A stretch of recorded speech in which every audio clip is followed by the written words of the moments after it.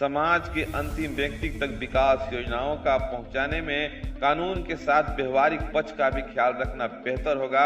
विधायक सत्येंद्र नाथ तिवारी आज बुधवार 19 फरवरी 3 बजे दिन में रंका प्रखंड कार्यालय में अधिकारियों के साथ आयोजित औपचारिक बैठक में कहा, प्रखंड एवं अंचल के सभी पदाधिकारियों एवं कर्मियों के अलावा काफी संख्या में आम जनता की उपस्थिति में विधायक ने कहे कि अपने सार्वजनिक जीवन में पूरी ईमानदारी से अपने कर्तव्य का निर्वहन किया है और मैं यह उम्मीद प्रखंड एवं अंचल के पदाधिकारी एवं कर्मियों से किया जा सकता है। उन्होंने बेबाक भरे अंदाज में कहा कि गरीबों का आह लेकर बहुत रुपए कमाने वाले व्यक्ति अंततः बहुत ही कष्टमय हो जाते हैं। उन्होंने उदाहरण देते हुए कहा कि पूर्व IAS पूजा सिंघल पुरवार, सजल चक्रवर्ती, टाटा बिरला समेत देश विदेश में कई उदाहरण हैं जिन्होंने गरीबों का आह लिया, उनका संपूर्ण वंश का नाश हो गया है। इसका ख्याल रखने की आवश्यकता है। उन्होंने रंका प्रखंड के सभी 14 पंचायत में मनरेगा एवं 15वीं वित्त समेत अन्य विकास योजनाओं में हो रही अंधाधुंध लूट पर नियंत्रण रखने का शिकायत मिलने पर तत्काल कार्रवाई करने की नसीहत प्रखंड विकास पदाधिकारी को दिया है। उन्होंने कहा कि कल तक क्या हो रहा था वह मायने नहीं रखता है। आज समाज के अंतिम व्यक्ति को यह महसूस होना चाहिए कि सरकार योजनाओं का लाभ उसे मिले। बैठक के दौरान प्रखंड विकास पदाधिकारी शुभम बेला टोपनो और अंचलाधिकारी शिव पूजन तिवारी ने कहे कि शिकायत पर त्वरित कार्रवाई और भ्रष्टाचार पर अंकुश लगाने का भरसक प्रयास करेंगे।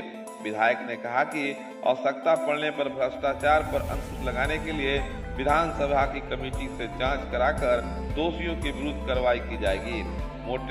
इस मौके पर उपस्थित पूर्व विधायक प्रतिनिधि संतोष तिवारी, भाजपा नेता मुरारी यादव, भाजपा मंडल अध्यक्ष ओम प्रकाश दास, दक्षिणी महामंत्री मनोज कुमार ठाकुर, रिंकू तिवारी, कमल पांडे, धर्मेंद्र पासवान, उपेंद्र चंद्रवंशी, दिनेश चंद्रवंशी, विश्वनाथ यादव आदि कार्यकर्ता मौके पर उपस्थित थे। पानी को लेकर के गिलास उठा करके मैं कहा कि मैं नहीं लेता हूँ। लेना अच्छा भी नहीं है, बाल बच्चा परिवार पर उसका आह लगता है जी। अगर आप गरीब का निवाला खा जाएंगे तो पाप जरूर लगेगा। वही पाठ प्रशासनिक पदाधिकारी को भी पढ़ाया हूँ। उन लोगों ने भी कहा है कि हम लोग भी घूस नहीं लेते हैं, लेते ही नहीं हैं। बहुत अच्छा है, हम तो यही चाहते हैं। फिर अगर उसमें कहीं कोई फर्क आएगा तो विधानसभा है। सर कुछ ऑपरेटर का मामला है सर, कोई ऑपरेटर का मामला? ऑपरेटर का मामला हम बोले कि आउट ऑफ टर्न नियम के विपरीत अगर रखे होंगे तो हटा दीजिए। मैडम बोली कि नहीं, मैं इसको देखता हूँ क्या कि कौन से क्राइटेरिया में वही ऑपरेटर है, क्यों है, क्या मानक था उसका, वो सब पता लगाएंगे। आज तो देखिए औपचारिक मुलाकात भी था, थोड़ा बात भी हुआ। अब आज के बाद थोड़ा विधायक के रूप में बदल जाएंगे। सर ये बताइए कि आपके कार्यकर्ताओं ने ही भरी सभा में बात को उठाया कि करप्शन इस सीमा तक है कि 50% तक राशि ब्लॉक तक ही सिमट कर रह जा रही है। लाभुक के खाते में जितनी राशि जानी चाहिए वो नहीं जा पा रहा है। इसके लिए क्या उपाय करेंगे आप? हम क्या बोले, पदाधिकारियों ने कहा कि हम लोग एक पैसा घूस नहीं लेते हैं, तो फिर पता लगाना पड़ेगा जो पैसा कहाँ जा रहा है। और अगर ये कंट्रोल नहीं होगा तो फिर हम विधानसभा से कमेटी बनाएंगे। बहुत सारा योजना धरातल पर दिखता नहीं है, उसका पेमेंट इसीलिए हो जाता है कि बनाने वाले को पैसा कम लगता है। 50% कमीशन दे देने से भी उसको बच जाता है 50%। तो सोचता है कि काहेला काम करेंगे, ये प्रॉब्लम है। हम जितना समझते हैं, बहुत सारे पंचायत हैं जहाँ पर पक्का स्ट्रक्चर का भी काम नहीं हुआ और भुगतान हो गया।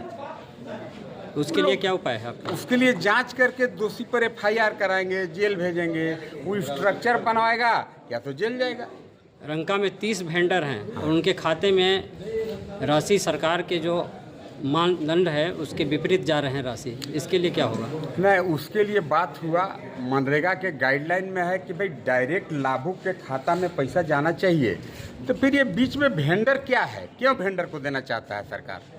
हमको अभी मनरेगा के गाइडलाइन का हमको भी अभी जानकारी बहुत नहीं है कि भाई क्या कहता है कानून।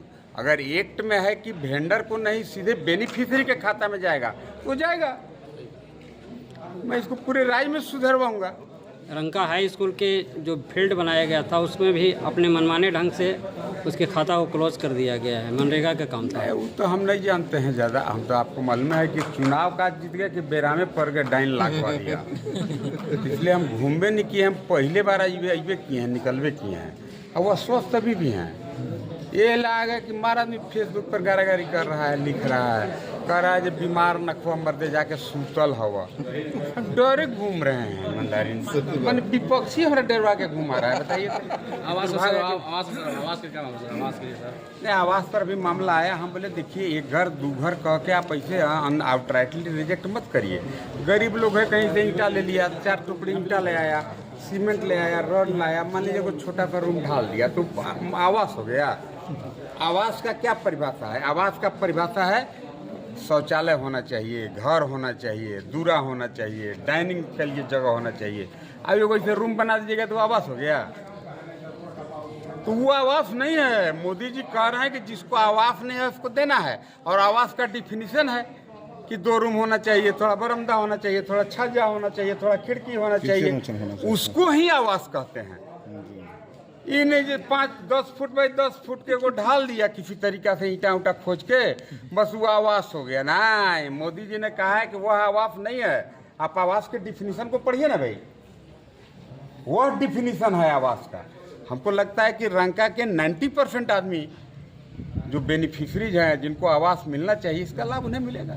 सर बालू चलते आवास नहीं, बालू तो एक गंभीर समस्या है। बालू के क्वेश्चन को मैं विधानसभा में मजबूती से उठा रहा हूँ, सरकार को बैकफुट पर लाऊंगा। जरूरत पड़ेगा तो विधानसभा में मर्द लोटबो करेंगे, बीमारों हैं, देखा जाएगा।